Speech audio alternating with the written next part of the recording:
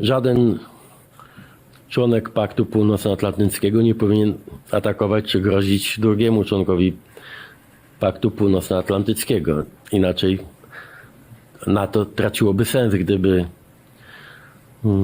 w obrębie tego paktu dochodziło do konfliktu czy wzajemnych agresywnych kroków. Poola on üks neist Euroopa suurriikidest, mis Ukraina toetustippkohtumise eel Pariisis avaldas toetust Taanile. Suurbritannia, Prantsusmaa, Saksamaa, Hispaania ja Itaalia kinnitasid, et Gröönimaa kuulub gröönlastele ning ainult Taani ja Gröönimaa võivad otsustada omavaheliste suhete üle.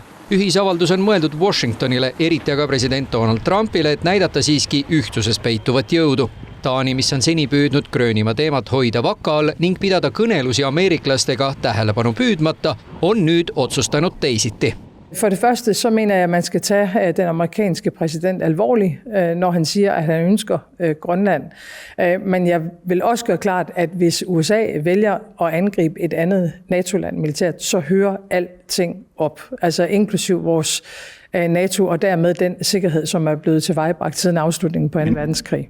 Ja oleks tõesti pretsedenditu, kui alliansi üks liige ründaks või kasutaks jõudu teise vastu. Keskajal või ka näiteks 19. sajandil ei oleks olnud selles midagi imelikku, et liitlasi valiti ja siis rünnati, kuid käesolevasse aega selline käitumine riikidevahelisse suhetesse sobib üha vähem.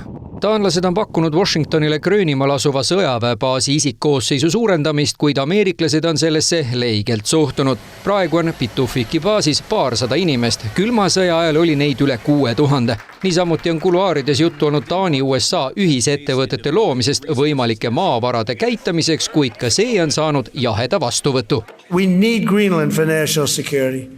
Not for minerals. We have so many sites for minerals and oil and everything. We have more oil than any other country in the world. We need Greenland for national security. Grönlased on muutunud üha murelikumaks. Nu har vi hørt på det et års tid, så den første tanke det er jo, at nu siger han tingene igen.